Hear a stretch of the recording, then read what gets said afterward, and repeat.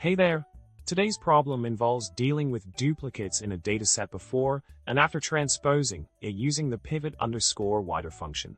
The initial data contains duplicates in the first 3 columns, which we want to preserve in a transpose format without them being in list form. Now, let's delve into the solution for this problem.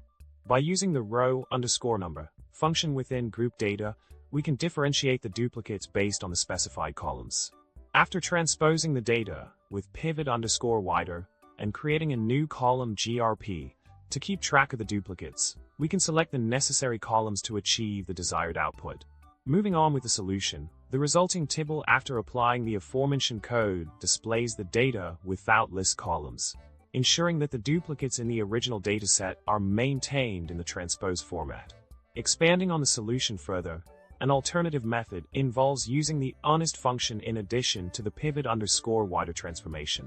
By specifying the target columns, X and Y in this case, to be Unnest, we can achieve the desired output without any list columns, effectively addressing the initial problem.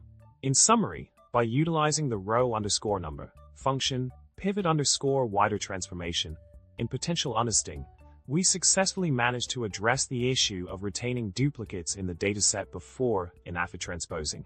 I hope this explanation was helpful in resolving the problem. Well, that's a wrap for today. If you found this content helpful, don't forget to like, comment, and subscribe for more quirky data manipulation tips. Keep coding, and see you in the next video.